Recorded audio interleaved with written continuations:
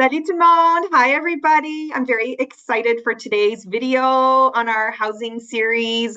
With me from none other than the beautiful area of Southern Ontario, I have Mike Lethby. How are you doing, Mike? How are things today? Yeah, it's been good. Yeah, Uh, just looking forward to spring starting. oh, I know. Don't get me started. You should come move up here and see how long our winter lasts. I invite you anytime. For those of you who are not familiar, we are actually in April as we record this, and it's like a snowstorm outside, and it's a bit depressing. But warmer weathers are around the corner, and I'm really excited about today's discussion because we will be talking about something I'm really passionate about, which is diversion.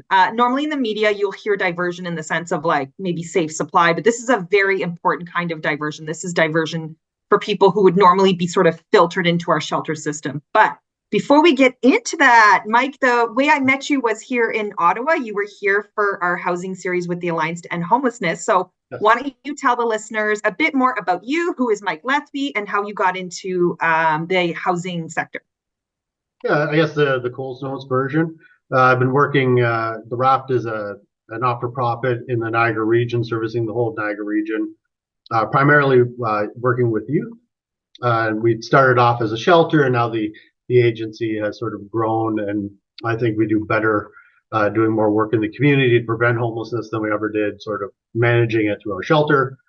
And so I've been here at the agency for 18 years and really have seen that evolution and growth from being primarily an urban shelter provider to this larger sort of community prevention service that we currently offer. Okay, and then can you tell me about the RAFT? Mm-hmm. Yeah, and so that's the RAFT started off as it's actually interesting as I've kind of gone across Canada and spoken with people. It's amazing how often the sort of genesis story for youth homelessness starts with, we had these kids and they were living under a bridge slash abandoned building slash, right, and the community clearly thought that this was inappropriate, that there should ever be children sleeping on the street. And so quite often ends up being the sort of the motivator for creating some kind of youth service. And that's the same with the RAFT. So in 94, that was the situation. There were a number of kids who were sleeping under a bridge downtown, and a group of the community got together to create the RAFT organization, which started off as a drop-in center. And so the thinking was, well, people just don't have access to resources. They don't know where to go. They don't know who to go to. And so if we just have this space where people can come and have this access to materials, well, then that would be enough, right? It's just a lack of information and some guidance on how to access resources. But so that was about the first 10 years of the RAFT. And then the problem was when the resource center closed, when the hub closed uh, at 10 or whatever time, the kids would just go back out on the street. And so the Right. next stage was, okay, well, we need a shelter, right? We can't clearly, the 10 years just supplying information wasn't enough. And we're feeling like we have more of a duty to people than just doing that because we're seeing these people leave. So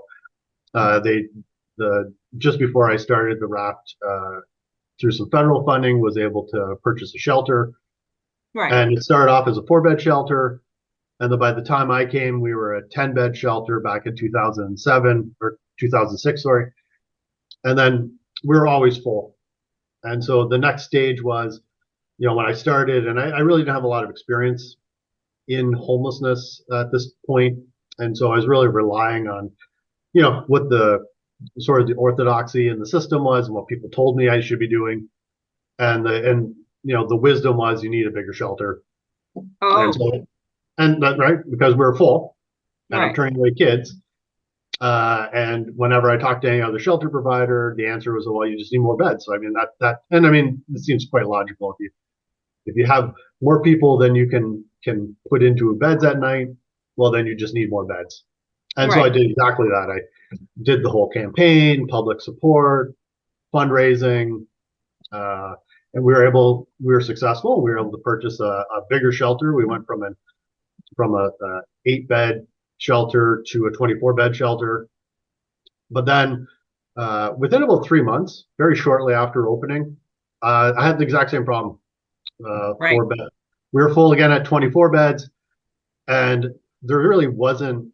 I mean, I just went through this whole public campaign to raise money, a significant amount of money, right? I mean, it was cheaper back Right. then. It wasn't today dollars, but I mean, it was a significant amount of money that I'd already raised from the community, and there was zero appetite to give me more money to open a 35 bed shelter, which sort of would have been Right. the next step.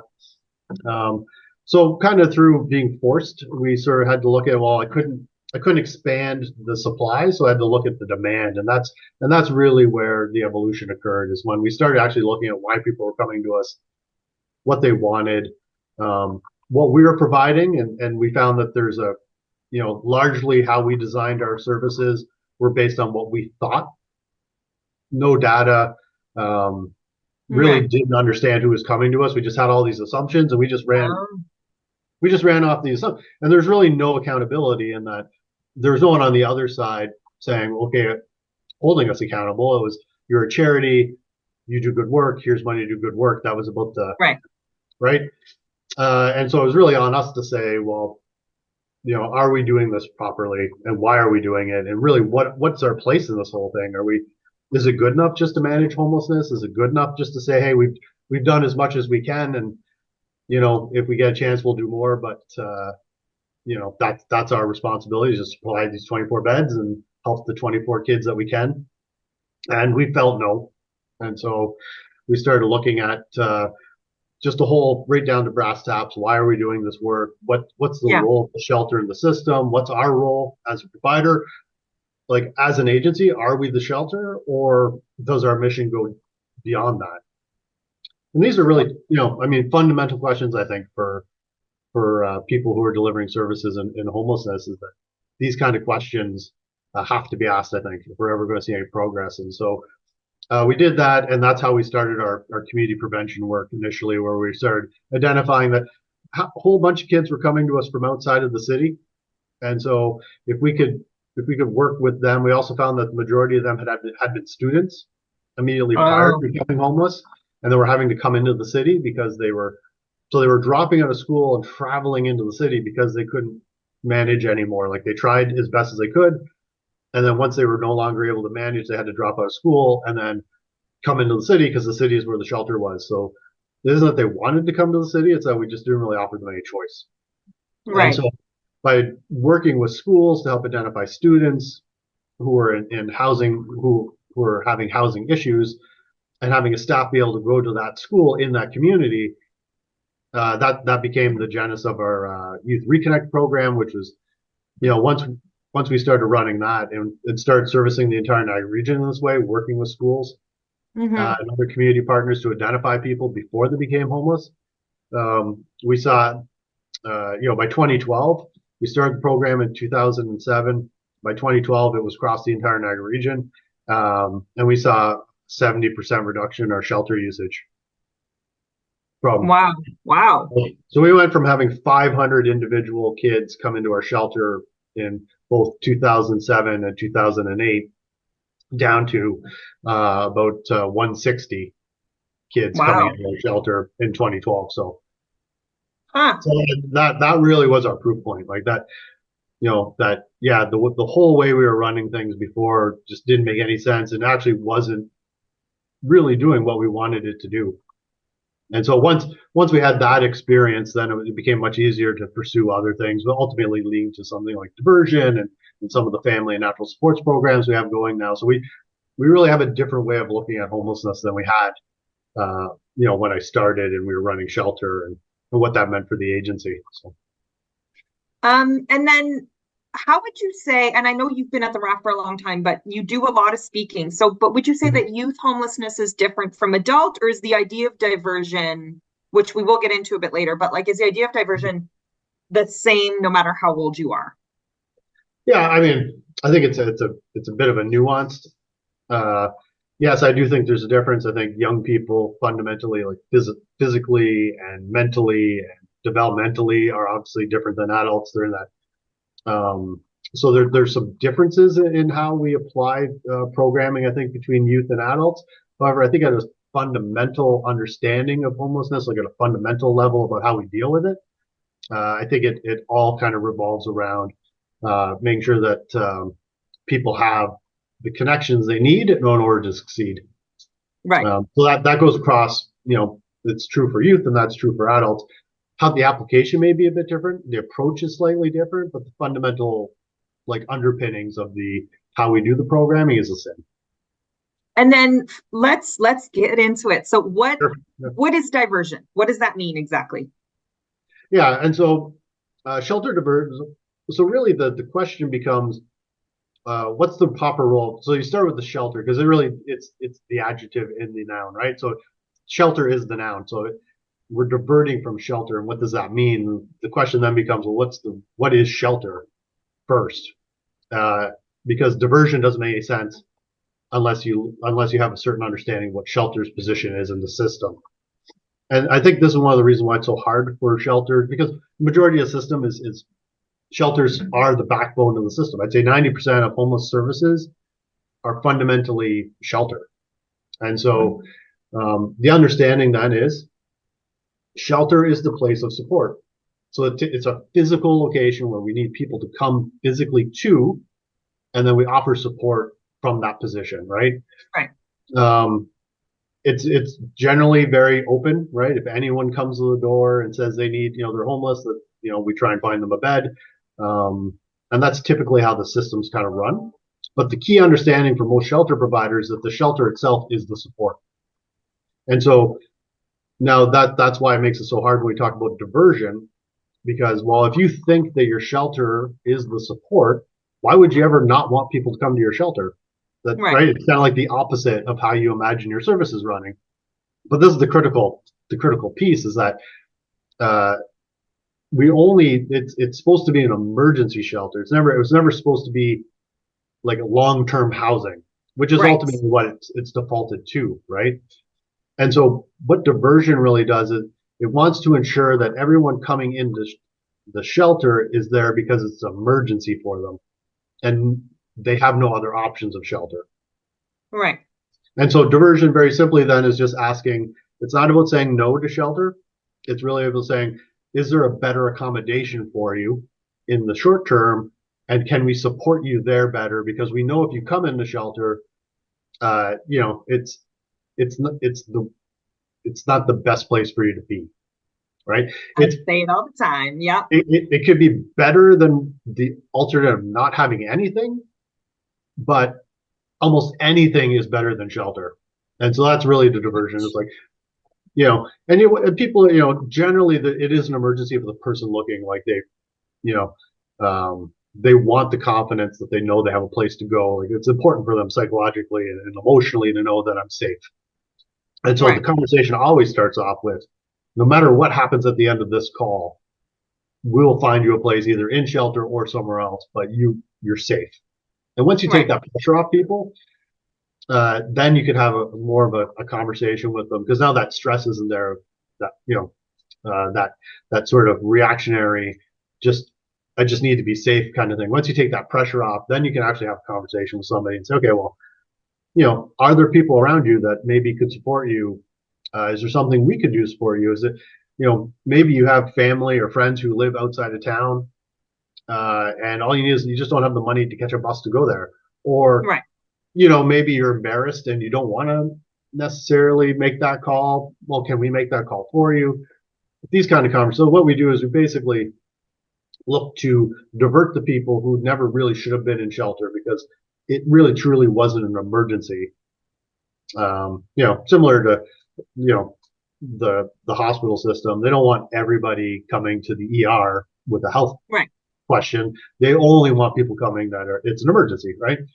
And that's been a big struggle for the emergency room, where people come and they're actually not in any kind of medical emergency. They're just kind of using it for, they got a cold or throat sore kind of thing. But similarly, we get people that are coming in the shelter that it's not really truly a housing emergency for them. I mean, there's some kind of housing issue going on, but it's not a crisis. And so that's really the heart of shelter diversion, is just really a conversation to say, okay, let's really get to the bottom of what you actually need, and then how can we best support you? And quite often the best support is not shelter. It's going to be something else with support, though. That's a key piece. It's not just okay, we found you now, you're gone. We don't have to worry about you. It Right. really is the follow-up to make sure that there's support. So when you are housed, then you're getting the supports you need in the community. That's a critical piece of shelter diversion as well. It's not just trying to get people not to come to shelter. There's a whole thing that goes in with what that means, right?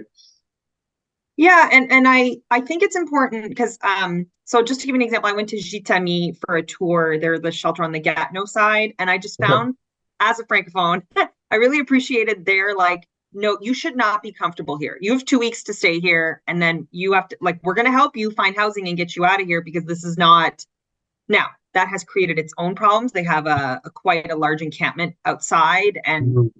that's another conversation. But this fundamental ethos of Shitami was like, no, this is not housing. This is a place like a kind of a lily pad for you to get to the next step. And Yep, I appreciated that so much because they kind of find this concept just literally across the river we have in Ottawa where it's like, come in, sit down, have something that's like, been this is a community. This, and I just thought, oh no, they really are focused on trying to rehouse people very quickly. yeah, yeah, and I mean I think that's a key. So I consider that separate from shelter diversion. I think the best way to describe that is a housing focused shelter. Right. Uh, that's kind of how it's sort of being labeled now or explained now, and I think that is true. Now I would make a slight uh, we have a bit more like of a slight variation on that. I don't believe in hard numbers like 2 weeks. I don't like. I'm not a fan of saying you only have 14 days, and then you need to resolve the problem in 14 days. I base it on the question of it's an emergency shelter, and I ask myself what is an emergency. And so for some people, the emergency that would cause their homelessness ends the minute they walk in my door. Right? Simply getting into the shelter ends their emergency. And from that point, yeah, then we're working very intently to get them housed. For some people, like for example, a refugee, their emergency doesn't end when they come in the door because they have no status, Right. which means I can't get them. And so they may be with me for 2 months, but I don't look at that as a failure because I have until I can end the emergency, I can't begin the housing. Right. And so where, if I had a sort of a strict 14-day limit that didn't sort of take in those shades, then, I think we end up not Right. supporting people. But I think as a general, just a general, the spirit of, yeah, you should be providing housing first and foremost as your role of shelter. It's not about providing shelter, it's about providing housing. I think that's the underlying goal. I would just, like I said, I would just nuance it a bit by saying, housing starts when the emergency ends. Right. And would you say that the emergency part of the emergency shelter of the housing emergency and the opioid emergency, would you say that that has complicated everything a bit? Because my position is a bit like, well, don't be wrong, there's a lot of people, yes, they're using drugs, but there's a lot of people using drugs in the suburbs and they're Yes. housed. So it's Actually, just, yeah, there's go ahead. way more people housed than unhoused that have addictions. Yeah, and I just Like, think the issue that we're dealing with here is the supports we have around that issue means we can house them. And there's a really great book out there. Housing is a homelessness no, homelessness is a housing problem. I'll actually link it on the YouTube feed. But his statistics he cite, which I think is hilarious, is in West Virginia, which I believe they're on their like third or fourth generation of opioid addiction now. The outcomes are actually very similar to people who have supportive housing because everybody is housed. Like it's so right. cheap to have housing in West Virginia that even people with very serious addiction issues, they have a grandma, they have an aunt, and at the end of the day, they're housed. Now, don't get me wrong, there's very serious addiction issues there, but I just thought that was really fascinating and how the outcomes, even though they don't mean to have supportive housing and they don't mean to have supports for people with addictions, it's kind of already ingrained in the culture there. Mm-hmm. And I think I think there's a stay in your lane attitude that I like that we have as well. Is that we focus on housing. We're not focused on addictions. We're not focused on mental health. We're not focused on poverty. And what happens, I think, is when you start blending over, you end up with the situation where, okay, well, we're working on the addiction before we're working on the housing. Yeah. We're Yeah. working on the mental health before we're, and so I trust that the people working in those sectors can do their job. They're the experts in addiction. They're the experts in mental health. They're the experts in poverty. And what I want to do is link with them so that I have the best access to their services. And so that if a person comes in and says to me, I think my addictions is an issue in my housing, but unless you're indicating that the addictions or your mental health is a barrier to housing for you, like unless you would, not us saying, oh, you have an addiction, therefore it's a barrier. It's, hey, you know what? The reason why I keep getting kicked out is because, I keep having all these drug parties and people are always over and I don't want to do this anymore. But otherwise, we don't even ask about addictions, mental health, anything. We just look to housing. Right, right. And we have it's actually something I'm not sure I like this expression. They call shelters here in Ottawa part of the continuum of care. And Yes. I find that very interesting because you would never say like, oh, for food, there's a continuum of care. You need to have water for 3 days, and then you need to have a smoothie, and then maybe a coffee, and then maybe we'll give you some broccoli. Like, it's like, no, just house people. Like, you would never say that, you know what I mean? I just find this whole, like, you need to have this kind of step up system very, very bizarre. I'm not sure where it comes from, but anyway. Well, mostly it's a product of we borrow a lot from the medical system, a lot of the terminology, like chronic homelessness. That's a complete, we borrowed that from chronic illness, right? Which I think is really problematic in that the understanding, if you have a chronic illness, that means that's an illness that is never going away. We can sort of mitigate the illness, but you're never going to rid yourself of the illness. That's the chronic component. And when we attach that understanding to homelessness, we say chronic homelessness. I think we do sort of inherit that sort of underlying assumption that you are fundamentally a homeless person, and we're going to have to support you for the rest of your life to keep you housed, because otherwise you'll become homeless because that's your natural, because you're chronically homeless, Right. Which isn't true. Anyone can be housed. Anyone can stably be housed. There's no such thing as a chronic condition of homelessness, as there is in like sort of chronic illness. But Right. we borrow a lot. And so the STEP programs, all that stuff really comes out of because we borrowed some philosophical understandings of service delivery, continuum of care. That's completely, like, again, if you really look into some of these terms, you'll find that we borrowed them from the health system as a cheat code to be able to explain what we do to the public.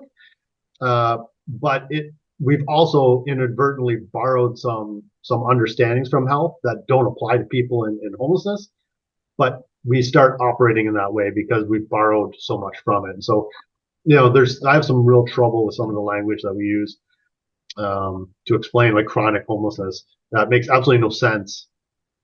But it was just a cheat code that we borrowed from health, and now it's infected again, right? It's infected our whole service delivery model, continuums of care, and all these other things that don't make any sense. You and I will make like a cheat code. We're going to make like a one pager where we just like dispel this wording. But I go back to the wording. You used the term right early on, managing homelessness. And I know where you're coming from. So I wanted to give you the floor to kind of explain what that means to manage homelessness. Yeah, and again, it goes back to that question of like, how do we see ourselves? Like what I was saying at the very beginning, right? About like when we looked at who we are as service providers and what our role was and what we really wanted to achieve. If we're just running a shelter, like I said, if you're just sort of running that 24-bed shelter and that's all as long as you're managing that, then all you're really doing is managing homelessness, because you're really not part of the solution. You're just offering a waypoint. And at that point, it just becomes about managing those 24 beds. And so that's where a lot of shelters end up, because they don't have the ability to house people and they can't prevent people from coming in. And the only thing really left to them to do is manage what they can control, which is the shelter. And so that's how we manage homelessness. Our role, we thought, was we need to reduce and end homelessness, which creates a completely different emphasis on how we deliver service. And so again, it's these assumptions we make about what our roles are in the system, which inform our action. And so, but some of it is tied up in the frustration that people feel because they, a lot of people, they didn't start their shelter, they didn't start their positions, they inherited them. Right. And they're trained to do certain things. And with that training came certain understandings. And a lot of people don't question their training. They say, well, this is how it's always been done. This is how I was trained to do the job. And they don't actually sit back and think, is this how we should be doing it? Which is how we train people. So it's understandable that to the majority of the system runs the way it does because that's how they were trained to do it. And then if you could like bibbity bobbity boo a better system, what's your prescription? To use a medical term, what would be your prescription, I guess? Yeah, I mean, again, it's very complicated to some degree. Well, it's complicated because it involves people, but it's actually fairly simple from a systems perspective. The first thing we need to do is make sure that anyone who's becoming homeless is homeless because there was no other chance to stopping them from becoming homeless. Right. And this can make people uncomfortable. It might mean, it might mean giving people money that society feels don't deserve it. They haven't earned it. Oh, okay. They feel uncomfortable with the lifestyle someone's living. This is why it becomes complicated. It's simple. Right. We just need to give some people some money to keep them housed. It becomes complicated because we throw all these other stigmas and associations on top about deserving, undeserving. So that's one of the big barriers. Is the answer is actually simple. For some people, it just requires us supporting them financially.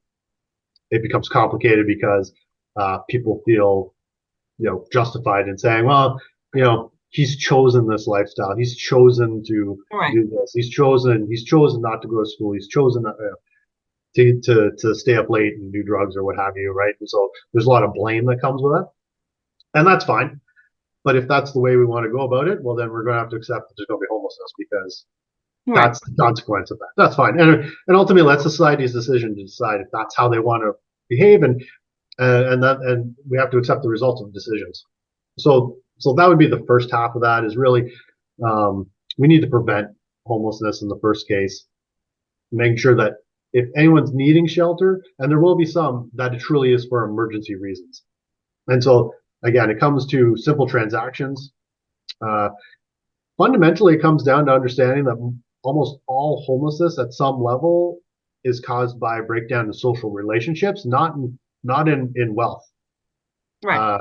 Because how many people are living if I ask anyone viewing this, if I said, if you suddenly found yourself, your house suddenly you couldn't go home for some reason today, what would you do? Quite often, you have a family member, a friend, you'd call up and say, hey, I can't go home. Can I stay? And that's how the majority of Canadians end up not being homeless. There's the number of Canadians who are at risk of homelessness who never become homeless. It's because they move back home or they call a friend or they stay with, right? Very few people have no social relationships that they can pull on in an emergency. And so when you think about homelessness, that's really how I sort of see homelessness. I see it as there's people who I consider unhoused, which is the group that have social relationships. However, it's more of a financial need. They just need some money to help them through. Is that the price of a bus ticket? Is that the price of a plane ticket? Is that the last month's rent? It's transactional. They have the social relationships. If we could just help them through their little financial crisis, whatever it happens to be, they will be fine. We won't have to worry about them again. They've just had a bump in the road.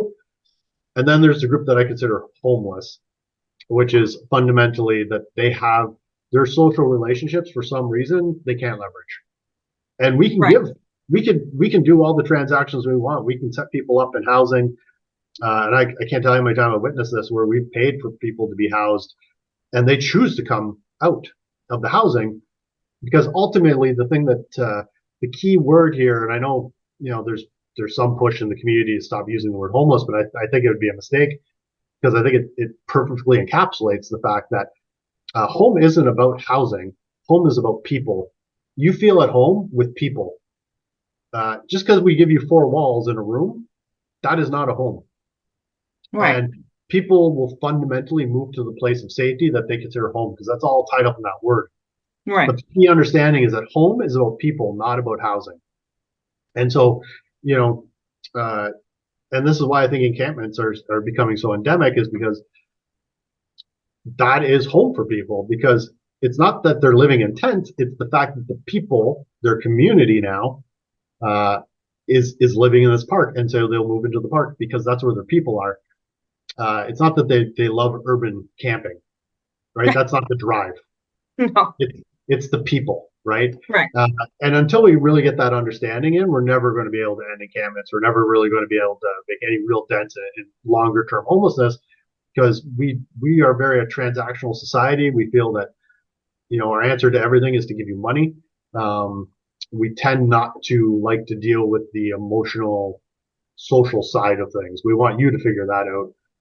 It's messy, it's complicated. We're very focused, obviously, on the individual. We're, sort of small L liberals, in that we live in a liberal society where we believe in individual rights, and so it's very complicated for an agency to work with community in a liberal society.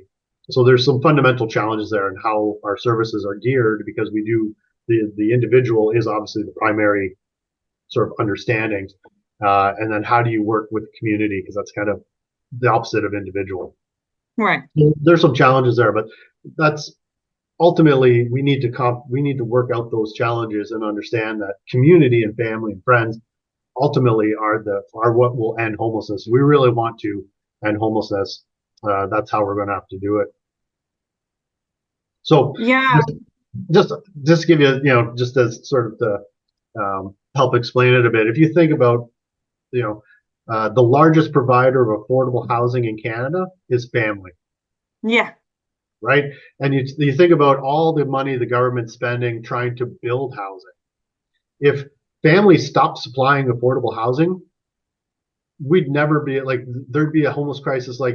So family and friends are actually providing the majority of affordable housing, yet the government doesn't focus at all. So they're the largest, easily 70% of the market of affordable housing is families. And it's in every community across Canada, right? Right. This is happening. Yet we're spending all this effort working on trying to build up this 30%, if not less, and then wondering why those efforts aren't solving the problem. Right. And it never will solve the problem, because it was never meant to solve the problem. So it's important to obviously build housing, but as a response to homelessness, it's completely insufficient, and we can spend billions of dollars on it, and we'll never actually make a dent in homelessness. You heard it from the horse's mouth. There you go. Wow. That I just find all these efforts, because I was just reading about, Alberta, there's been a lot of media reports lately about just their attempts to end encampments. And I was listening to the minister, and I believe he's the son of the guy who started Mustard Seed in Alberta, which is a big shelter, I believe, in Calgary.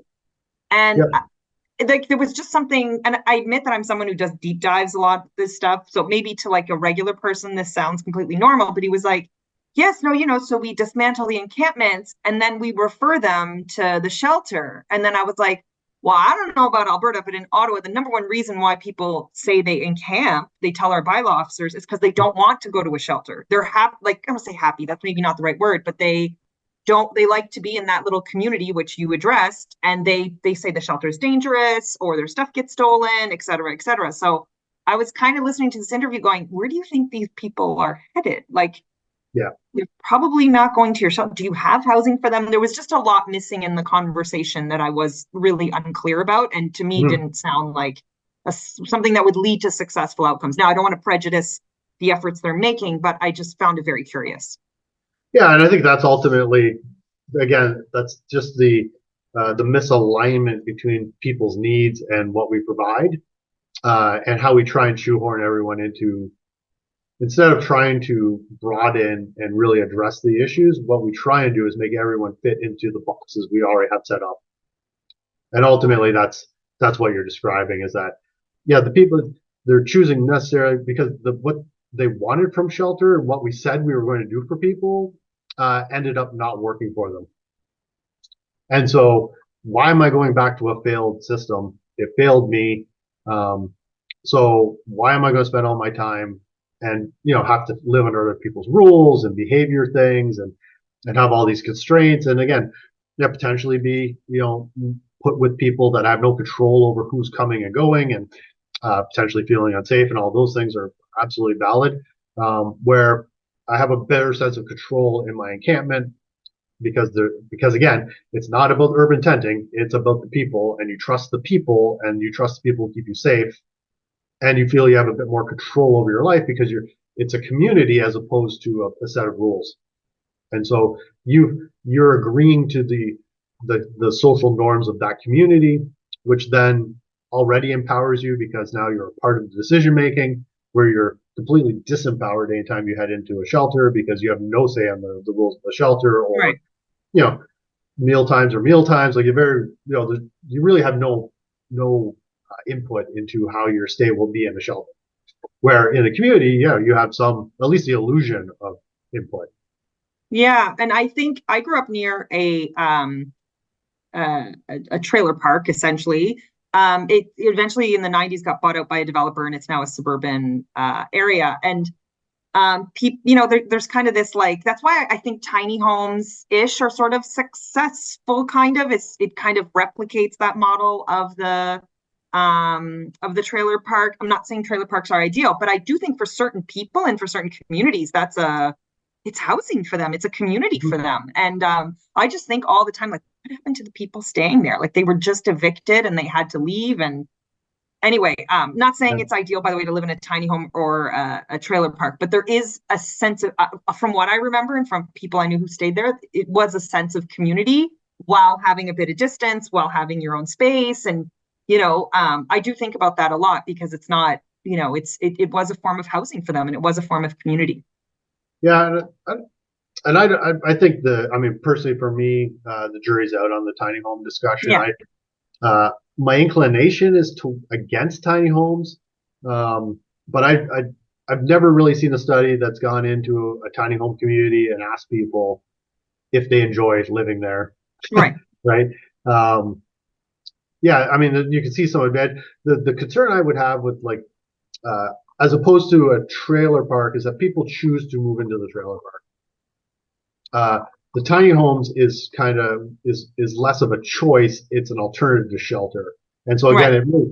Would people want to live in tiny homes if you could give them something else? Like if they could choose something else, I don't know. It's in some ways, I think tiny homes makes us feel better because we see it as a better shelter. Right.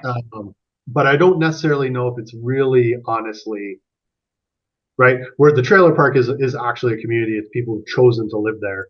I don't know if the same real choice is given to people. Often tiny homes are basically just like a safety valve for the shelter system. It's like, well, if we build up all these tiny homes, we can take some people out of shelter. That opens up space in shelter. Like that's usually Right. but I don't necessarily know tiny home. Like I said, I'm kind of out on it. So my inclination is against, but I could be argued back if some actual data and research was done to say, hey, no, in fact, these are good, good outcomes, but I don't know if that exists. Yeah, and it just seems like and this is just from what I'm seeing, there needs to be we need to start, for example, by just stopping the bleeding, like stop the amount of people who are losing their homes, ending up whether it's apparently today they're going to announce an acquisition strategy, blah, blah, blah, all that stuff. Like we have to stop the bleeding, rent supplements, etc. And then we also have to work on the other side, which is to what you were saying about the community and getting people housed. And that's why I love the work you do so much, because I just think you're sort of saying the quiet part out loud, and you're saying it to people who should be listening. So, yeah. Yeah, although we've been saying it for a long time, and I don't know if there's many people listening, but you just kind of do what you do, and sometimes it's painful to live outside to not be with the main group, to be doing off on your own thing. It can be a challenging place to be, to be outside of the norm, but ultimately we're confident in the results we're seeing. Niagara has one of the lowest rates of youth homelessness across Canada. We're seeing an increase in the number of people since the end of the pandemic, basically coming up back to our 2019 levels of people were looking for access, but we've been able to, because of the programs, not have that translate necessarily into greater and greater shelter use. So our shelter continues to have capacity. We're rarely at 100%. Like I said, we're not seeing an increased rate in youth homelessness in Niagara because of that. And so, we know this stuff works, which is what gives us confidence to continue to do it. It's not just, we have the data to back it up. So, but, it's very difficult. I think people make up a lot of excuses about why we're successful. I think people say, well, they're working with youth and youth are easier than adults. I think I hear that all the time. However, I would challenge to say I don't know many landlords that are really excited about renting to 16-year-olds. So, I'm not sure how much easier this is for me than it would be for an adult provider to find a place for a land, Right. But that's, you hear, people make up excuses why we're successful as opposed to actually saying, well, maybe what they're doing works. So that's probably the most frustrating part of the job. But at the end of the day, we know what we're doing works. We know the youth in Niagara are benefiting from the work we do, and we'll continue to do the work we're doing, regardless of whether or not people believe we're successful because of what we know or not. Well, I think it's partially because of the work you're doing and the philosophy you have. So I don't know if you have any questions for me, but I always end seeing if the person has any questions for me. But I just did want to thank you for the time that you spent today. I know you guys are very, very busy. This is a very busy time for people in this sector. So I just really appreciate the forum. Like that, it does. The more people hear, maybe there's an opportunity where someone hears it and it does resonate for them, and maybe there's that moment where someone decides, okay, maybe we will look at this differently. I mean, ultimately, that's the only thing that's going to change the thing, is being able to have opportunities to talk about what we're doing, and hopefully someone hears it and says, okay, well, maybe tomorrow I'm going to wake up and do something different. And so I think, I just really appreciate that opportunity. No, well, thank you so much. I will be blasting this out into the stratosphere, the cover of the New York Times. And please do reach out if ever you are in the Ottawa area. Maybe next time when I'm on my way home to Windsor, I'll stop by and say hi. Stop in, love to have you. And just thank you again for what you're saying, what you're doing. It's so important that people hear this message, because there's been a lot of loud players for a long time saying the same thing over and over again, and it's basically the definition of insanity. So, yes. Well, there is that. There is that. And merci beaucoup, and all the best to you, and enjoy that warmer weather in Niagara. Thank you very much. Have a good day. Bye. Bye.